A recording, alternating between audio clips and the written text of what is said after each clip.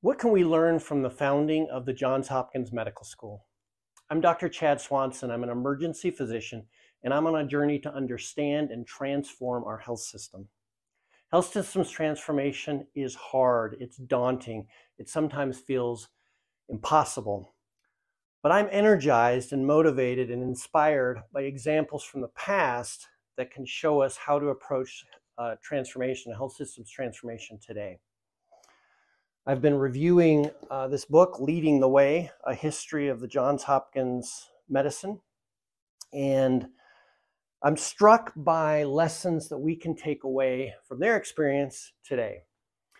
So in the 1860s, people in the United States suffered primarily from infectious diseases like diarrhea and pneumonia. And they died at a much higher rate than we do today. Babies would die before the age of 5 at a rate many times higher than today. The quality of medical school was extremely low. There was little to no quality assurance or quality across the board. So medical schools were run by the professors and they were paid by the students. And so there was an incentive to have more medical schools and more students. There's also an incentive to have lower quality and lower time that medical schools were in medical students were in medical school. Hospitals in the late 19th century were brand new. So through the mid 19th century, they were places largely where people would go to die in big cities. Towards the 1880s and 1890s, hospitals started popping up in small cities, but they still didn't have much to offer patients. Antisepsis, so the idea that surgery should be done in a way that's clean and doesn't spread infection, was new at this time as well, and there's still a lot of skepticism around that. Research into medicines and surgery and other approaches to improve health was almost non-existent here in the United States. The research quality would be considered poor, and compared to other countries, especially Germany, but France and England as well, the United States was well behind those countries in medical research, medical education, and in many ways, clinical practice.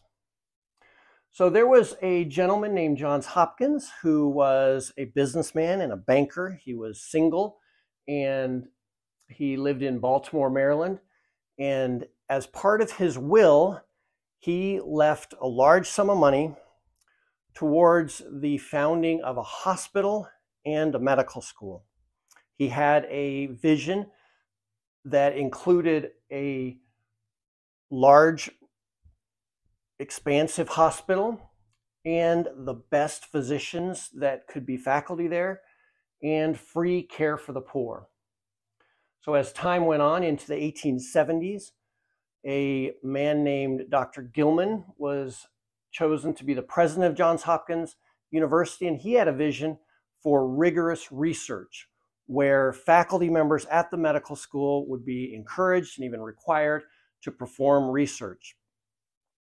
And another early person in the founding of the medical school was John Shaw Billings, and he had an extensive experience and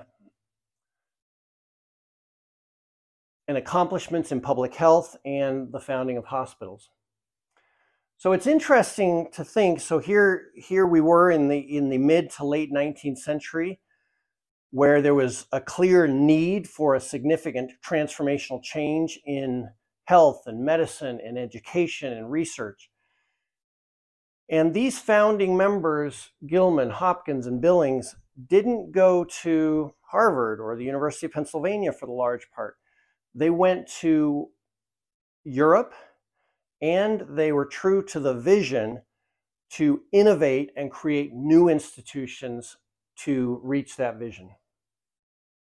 There was also a group of brothers around the late 19th century who settled in a small town in Minnesota, Rochester, a town of about 5,000 people. And they were the leading innovators of surgery, the Mayo brothers. And so that was another example of some medical professionals at that time who didn't look to the status quo to get ideas for improvement, or they didn't look exclusively to the status quo for improvement. They looked elsewhere and they were true to their vision. So the Johns Hopkins Medical School ended up opening in 1893. And some of the innovations were that there was an increase in the admissions requirements for students. It became a four-year medical school, and there were few four-year medical schools at the time. They innovated around postgraduate education and training. So even after a medical student graduated, they would specialize in different surgical and medical specialties. And then the hospital and research, clinical medicine, and education were all tied to each other and in one place. So there were a number of converging forces, a new profession of nursing, new hospitals, research emphasis that all converged around this new institution, the Johns Hopkins Medical School. And there were some champions that made that come about. Just like in their day, we also have a number of converging forces, from the internet to artificial intelligence. We have an incredibly diverse workforce with physicians and nurse practitioners and physician's assistants, physician's associates, and pharmacists and respiratory therapists, and it goes on and on and on. We also have increasing challenges that we're facing, from mental health challenges to challenges with equity. And so just like in the 1890s, we have an opportunity and a need to create new institutions that meet the needs for today. So based on this experience of the founding of the Johns Hopkins Medical School, I came up with 7 takeaways. Number one, a shared vision is a very powerful force. So there was a diverse and unique group of people that came together, and all of them had this vision for excellent medical treatment in the hospital in Baltimore and even around the country. The second takeaway is that the vision should drive our institutions, as opposed to the status quo or our conventions driving our institutions. So they could have, the founders of the Johns Hopkins Medical School could have assumed that a medical school should just be 3 years, could have assumed that research shouldn't be tied to medical schools, could have assumed that you don't need a hospital where patients can be found. But they innovated around the institutions and let their vision for what was an ideal state based on the needs of the society to create new institutions. The third takeaway is that institutions can have long-lasting, outsized effects. So over time, the Johns Hopkins Medical School became a model for how medical education in the United States could come about.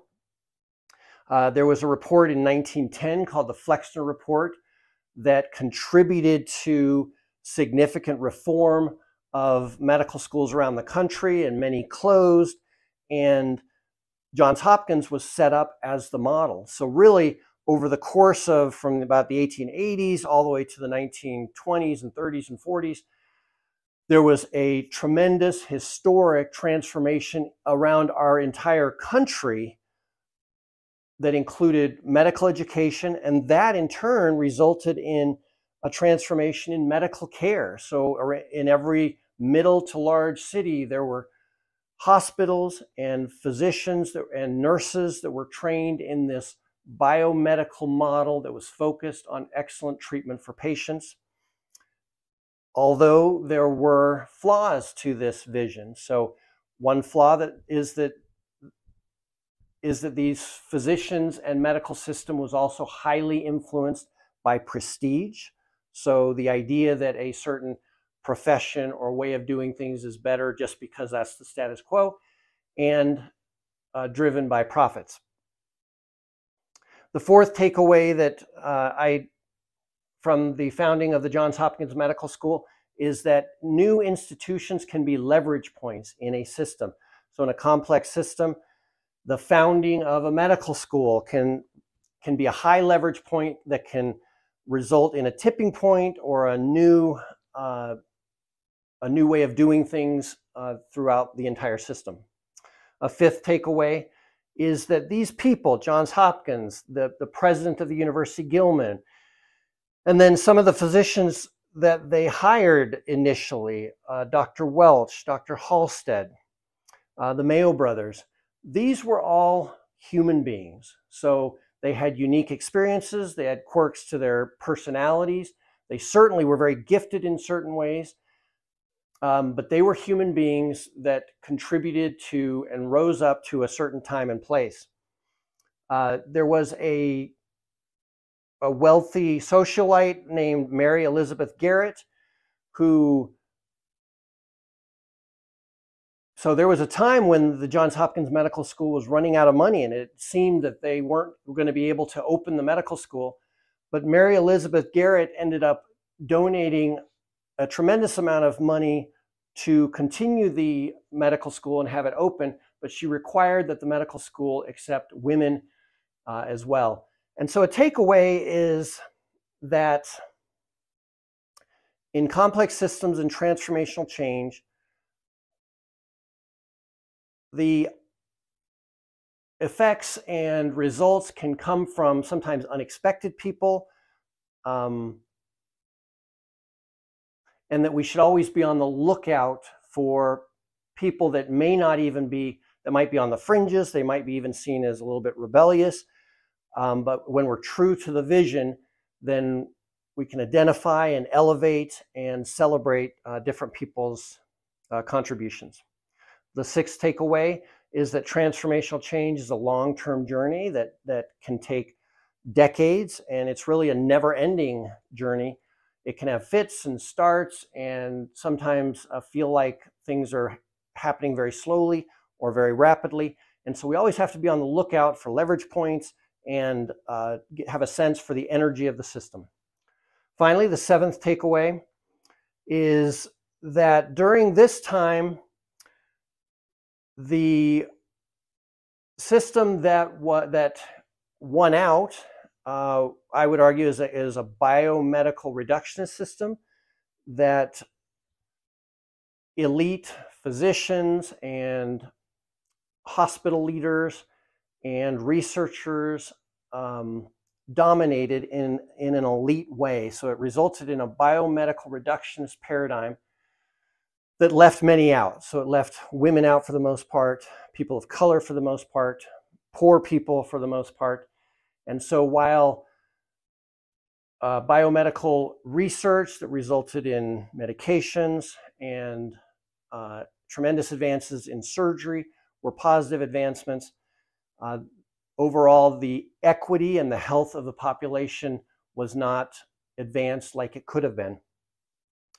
So if we take a preferred approach to health systems transformation, one that includes health and well-being for all at the lowest possible cost, then there aren't heroes so much anymore. So there's not one person that we can point to necessarily as the hero, because health is determined by so many different factors, from social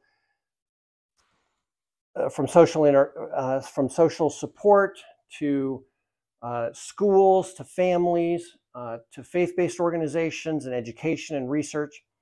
And we all are responsible to some degree for the system, and we all contribute to some degree to the system. This was one video or one question that I'm answering on a daily basis in informal conversational videos. So I'd love to hear your comments and criticism and questions. And thank you very much.